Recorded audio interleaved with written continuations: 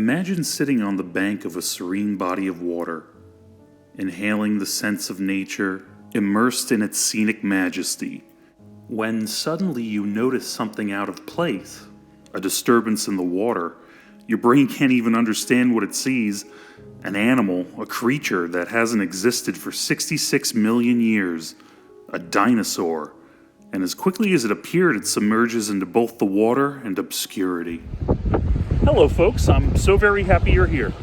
My name is Joe McGowan, and what I just described is a phenomenon that's been experienced by people the world over ever since the dawn of time.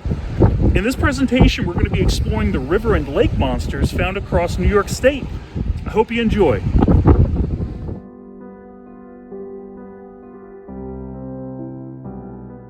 Across the globe, stories are told of prehistoric monsters and supernatural entities haunting waterways. From the merfolk and krakens of the seas to Scotland's Nessie, the world's aquatic bestiary is extensive and deep.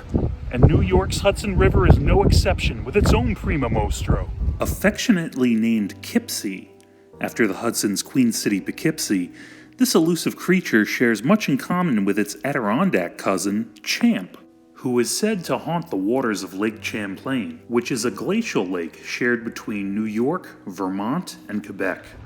Both Champ and Kipsy are said to be living plesiosaurs, long-necked marine reptiles that emerged during the early Jurassic period 200 million years ago. Species ranged in sizes between 5 to 50 feet long, and their diets consisted of fish and crustaceans, as well as ancient mollusks like ammonites. With fossils found on every continent, including Antarctica, plesiosaurs were a common sight in the primal waters of the Mesozoic. However, due to a lack of compelling evidence, sightings of Kipsy and Champ can be simply written off as a case of misidentification. Confusing animals or driftwood for dinosaurs. A wave of Kipsy sightings in 2006 were in reality an off-course manatee, who haphazardly found itself lost upriver. But there are prehistoric monsters in the water, and they may explain the Kipsy sightings. In regards to the river's biodiversity, its largest denizen is the Atlantic sturgeon, which grows between 5 to 14 feet long. Followed by the smaller, short-nosed sturgeon, these fish remain unchanged since the time of the dinosaurs. Supported by cartilaginous bone and clad in plated armor, sturgeons hunt the river floor for small invertebrates and fish. They can live for over 60 years and can breach the water with impressive leaps. These living fossils appear in their fair share of Hudson River tales. In an 1819 poem by Joseph Rodman Drake entitled The Culprit Fae, one night, atop the mountain known as Crow's Nest, a young fairy is brought before his king to be judged. The young fairy's crime? Loving a human woman. The fairy king orders the culprit's wings be clipped and his lantern extinguished, lest he collect the spray bead gems off a Hudson River sturgeon and reignite his lamp with the light from a star. The culprit readies himself with an acorn helmet, armor crafted from insect hides, and a wasp stinger lance, and sets out onto the river aboard a rigged oyster shell. Along the perilous voyage, the culprit fends off unfriendly river denizens and a gang of water sprites, until finally coming upon the lair of the sturgeon. During their clash, the culprit nabs the water droplets off the leaping fish. Impressed by his bravery, the mother of air spirits, a sylph queen, bestows his lantern with the light of the heavens.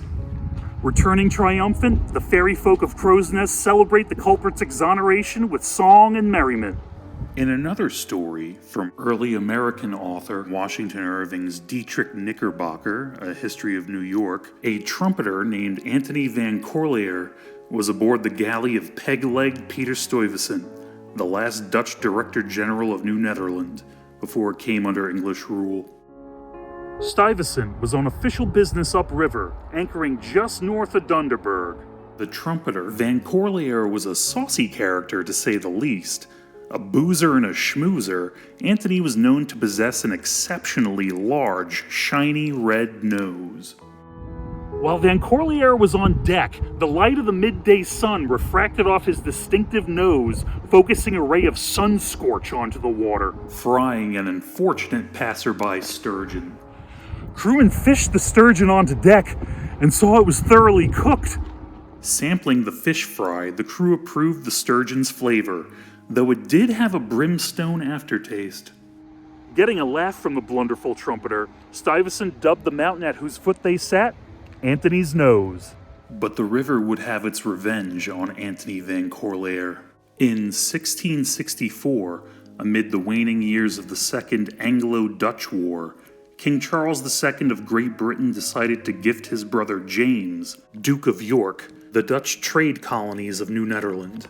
On the final night of Dutch rule in New Amsterdam, Pegleg Peter Stuyvesant ordered Van Corlaer to warn all the settlements upriver of approaching British forces. With fervor, Van Corlaer ran through the settlement on that dark and stormy night, blasting his horn until he made it to the point where the Harlem River breaks from the Hudson. Antony called for a ferryman, but there was none to be had. Resolved in his task, the trumpeter endeavored to swim across the river. So taking a swig off his flask and shaking off his nerves, he cried, "Spite the devil," before plunging in. According to an unreliable witness, as he was halfway across the river, Van Corlaer was attacked by something in the water. It's said the devil himself took the form of a giant moss bunker, a moss bunker being an oceanic forage fish that grows no more than 15 inches. The trumpeter fought for dear life, kicking, screaming, blasting his horn until the ravenous hellfish dragged him under. And then all turned quiet. The area here has since been known as Spuyten Duyvil, Spiting Devil. And by night, the distant sounds of a distressed trumpet can still be heard coming from the river.